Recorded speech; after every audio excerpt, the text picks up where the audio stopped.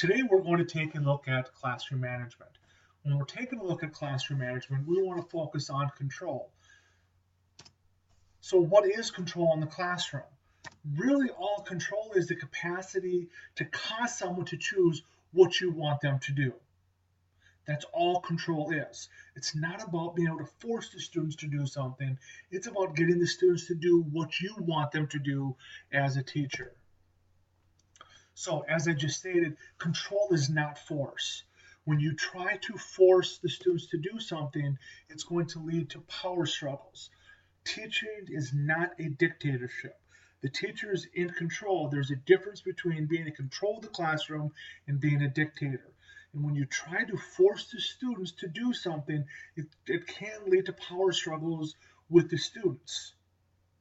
Once had a student wearing a hoodie, and I went around and collected all the hoodies from all the other students in class except that one student, because that one student would cause a scene with it.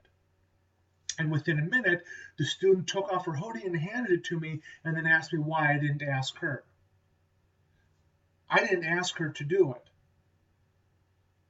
but I got her to choose to do what I wanted her to do without causing disruptions to the class, without this leading to a power struggle. By ignoring the student, she just took it off and handed it over. She did exactly what I wanted her to do without me having to say a single word to her. And when you go in and you are forcing students to do something, they're going to do just enough to get by. When you tell the students you have to do this, they're going to sit down and they're going to do it. They're not going to put any effort into it. They're going to do it just to get it done and say, see, I did it. Now get off my back. So this is going to lead to that poor quality of work. So you don't want to force the students. You want them to choose to do what you want them to do. And there are a couple of things that we're going to talk about a little bit later about how you can do that. So next, we want to take a look at, so how do you get this control? These are situations that we've all seen in our class. You were not paying attention. Couldn't we turn this around? I need you to follow along as your classmates read.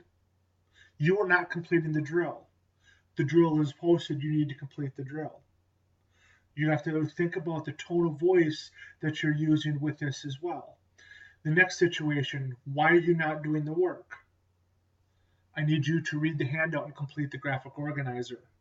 Why are you late to class? You were late, sign in and take a seat. You're being authoritative, but you're not being authoritarian. And another thing, all of these situations have a negative tone to them. Another important thing to keep in consideration is do not ask the students questions. This is showing that you do not have control, but the students have the control. Be directive with the students, but not authoritarian. When you ask the students, you are saying that you have that choice and you are inviting the students for an answer. When you ask the students, why are you late to class? Does it really matter why they're late to class? The fact of the matter is they're late. Tell the students you were late, sign in, take a seat. And you're closing off discussion and you're not giving them that podium to talk on, because a lot of times that's what the students want. They want the attention on them. And when you ask that question, they're going to give you an answer, and then all eyes are on that student. Take that power away from the students. So, how exactly do you get this? First and foremost, set expectations. Students need to know what the teacher expects of them. The teacher must teach the expectations to the students. If the teacher wants the students to do the drill when they enter the room, they have to set that expectation, and then they need to set this for all the routines, procedures in the classroom. It cannot be assumed that students know what we want. You may have an expectation that's an expectation in all classes and throughout their entire education, but when they walk into your classroom, you need to set that expectation for them. Following along with expectations, you need to have that consistency. It cannot be a guessing game for students. This is the teacher following through. If the teacher is not consistent, it will seem as if it is an option for the students.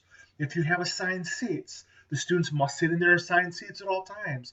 If a student is not in their assigned seats and they're not addressed, you are indicating to the class that assigned seats are an option for the students. If you tell the students you want them to raise their hand, and then you accept answers from students who are not raising their hands, you are telling the students that it is an option for them to raise their hand.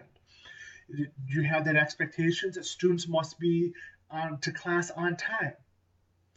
When there's consistencies, the students know what to expect of them and they're going to follow through.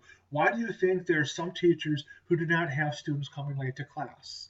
Because they know that there's expectations, they know that the teacher is going to be consistent, and they know the teacher is going to follow through with consequences.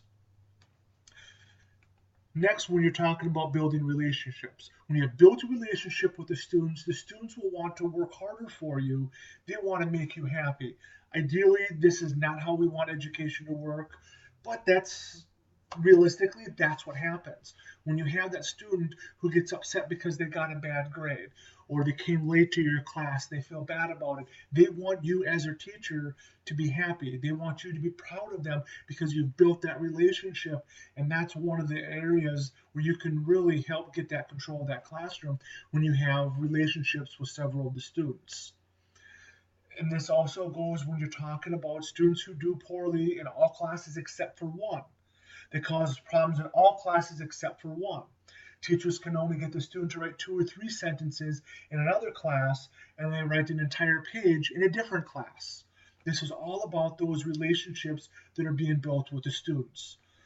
Teachers use relationships to get the students to do what they want them to do.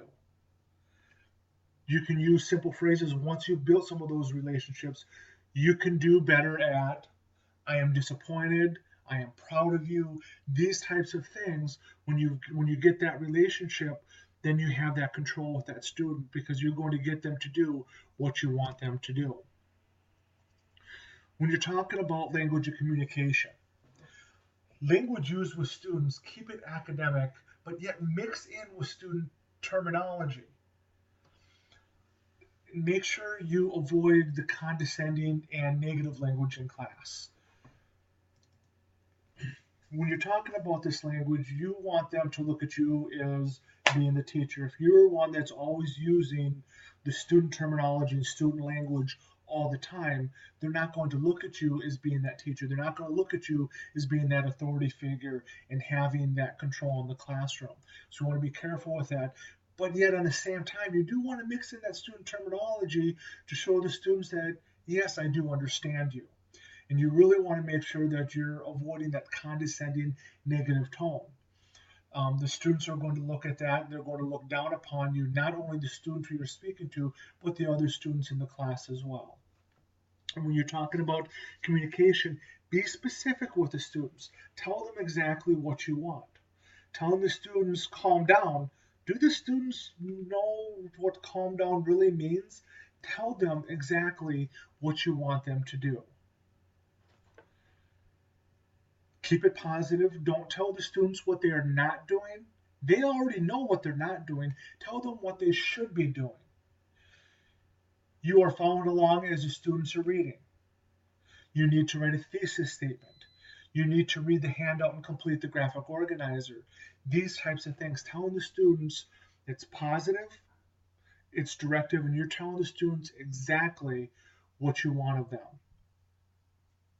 So that leads into confidence, that when you're being that directive, you're telling them exactly what you want. It is also leading into be direct with the students. Tell them exactly what you want them to do. Don't tell them what they're not doing. They know that. They know that they're not completing the drill. They're not doing the graphic organizer. They don't need you to come over to them and tell them you're not doing the drill. They know they're not doing the drill. Tell them what you want them to do, but don't do it in a condescending tone. Keep it positive. You need to be working on the drill right now. Be direct with the students also. Don't ask the students questions. It's not calm down. Sit down. Can you stop talking? Stop talking.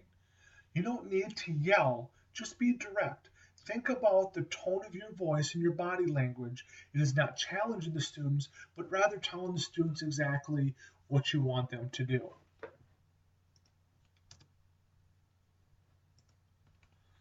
When you're talking about controlling in the classroom, these are a couple of things. So being direct shows the teachers have confidence and that these are all interrelated. It is not about yelling and forcing the students to do the work. It is about good learning environment because the students are afraid. Students may be compliant in doing the work, but do they do quality work? Teachers and students are together for a long time and they need that working relationship. All of this is about creating that learning environment.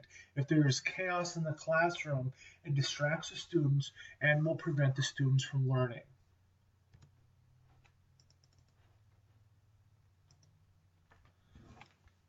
So, as we're going through and we're looking at all this, as we've gone through this short presentation, what are two things that could be done differently in the classroom to get more control?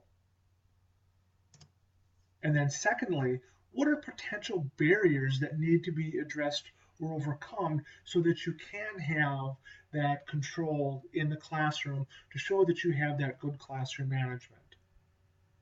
Thank you for taking the time to listen to this presentation on classroom management and control. If you need any assistance or have any questions about anything that was discussed today, please feel free to contact me. Again, my office is in the main office, or you can contact me through email at goehlar@bcps.org.